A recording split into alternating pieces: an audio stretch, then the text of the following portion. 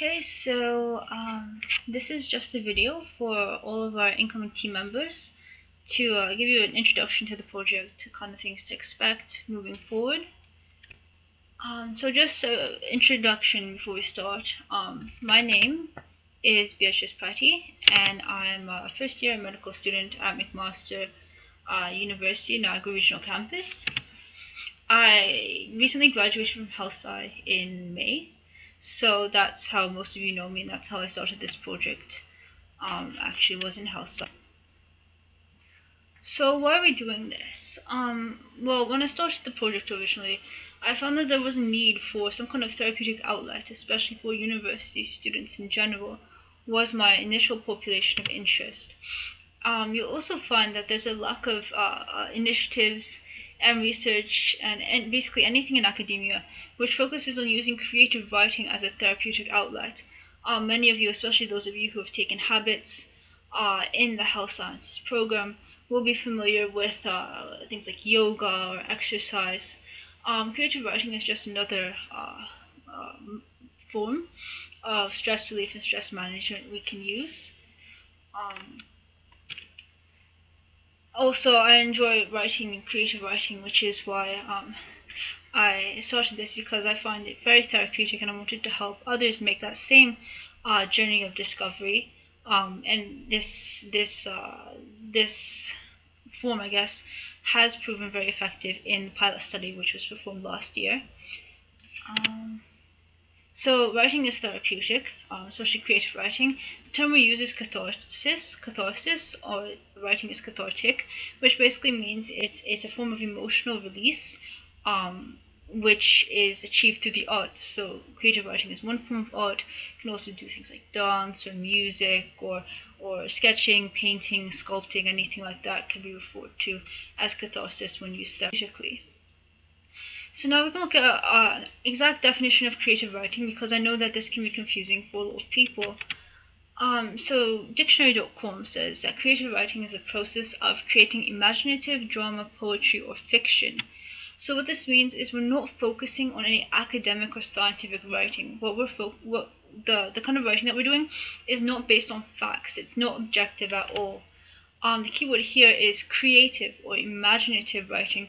So we're looking at using our imaginations and our creativity rather than the factual side of things, as you often see in the academic community. Now, for the purposes of this project, creative writing is not necessarily fictitious. So journal writing and autobiographies can be creative writing if you're focusing more on your reflection and looking at analyzing yourself maybe, rather than, or looking back in the past or to the future, rather than focusing on hardcore solid facts. And we can consider the following examples. So I'm going to give you a couple different writing samples, and you can guess whether they're creative writing or not. So this first one is it's from the Open Journal, and it's about coming of age narratives of the Holocaust, and it's by a researcher from UBC. You see it has an abstract and introduction. So obviously we can look at this and say that this piece in itself is not creative. It's not creative because it's focusing on facts. It's focusing on readily established pieces of literature which other people can go in and read and draw the same conclusions that this lady did. Now, something to notice is that the specific memoirs, Anne Frank's book, the Weasel book, those can be seen as forms of pieces of creative writing, but this article itself would not be. The next one is a poem. So almost all poems are to be creative writing. This one is focusing on a very specific emotion. So this is a form of creative writing.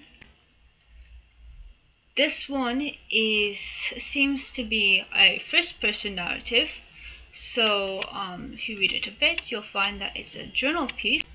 So it is creative in the sense that it's a semi-reflective, looking back in the past piece, first person. Most likely, I believe that this piece was not fictional. So this next piece is actually a report card, and it's showing you another example of somebody might see writing, a substantial amount of writing, which is not creative because this is all based on a teacher's evaluation of a student. There's nothing imaginative in here, at least we hope there's nothing imaginative here. And finally, this is an excerpt from a story. The story was fictional. Writing is not quality. Creative writing is not quality writing, so it doesn't have to be good. It just has to express what you want it to express. Because it's your writing, so it should be a reflection of you, and nobody's trying for any medals here. So none of this is evaluated or graded, so it doesn't matter if it's good or bad. There's not really any such thing as good or bad creative writing. It's just what you're expressing, and that's what's done on the paper. Okay, so it's important for all of you to start writing.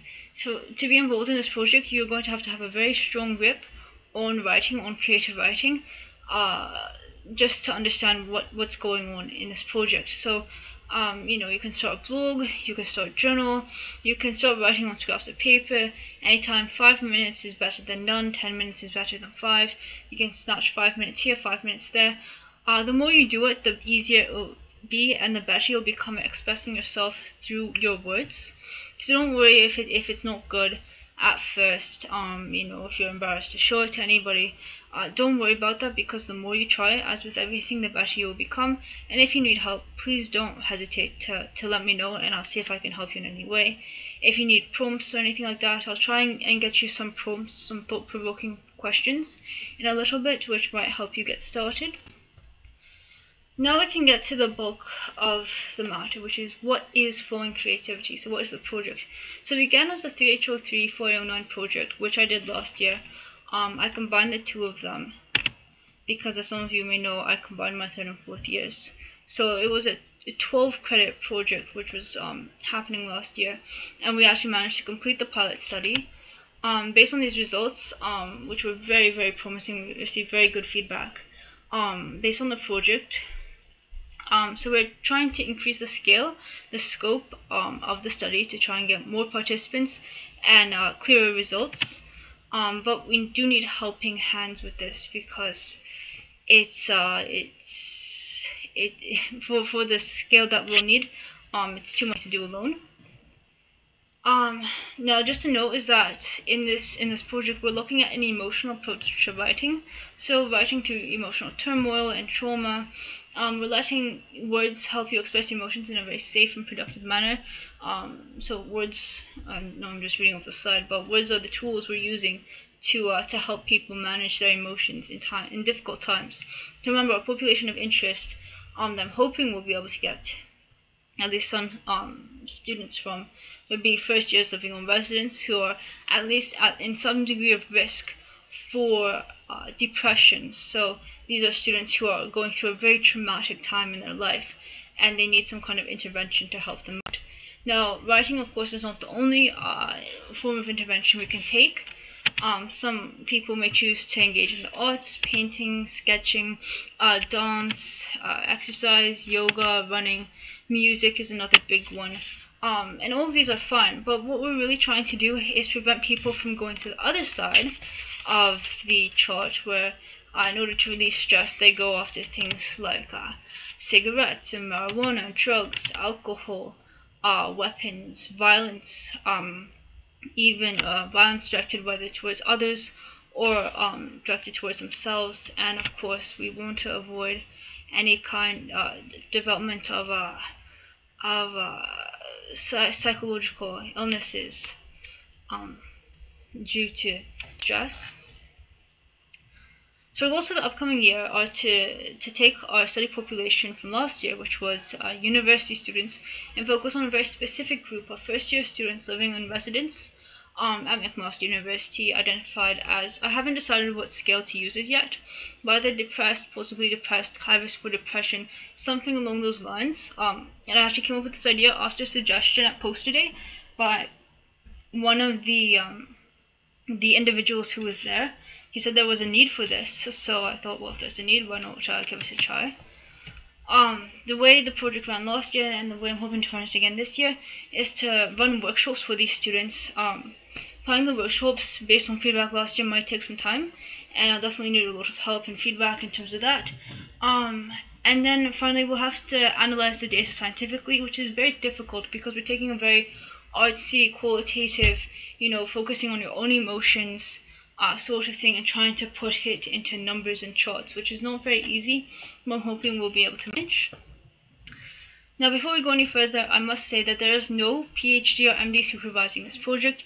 Right now, there's actually nobody supervising this project because my thesis supervisors are I'm not in contact with my thesis supervisors right now, so that means that you cannot use this project for any course credit. This is something that you'll have to do as an extracurricular, and hopefully that's okay with all of you.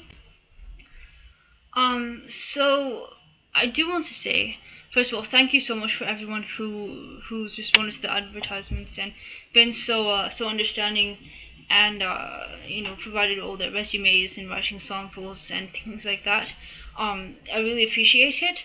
That said, there are a lot of you, which is not necessarily a bad thing because there's a lot of work that we can portion out.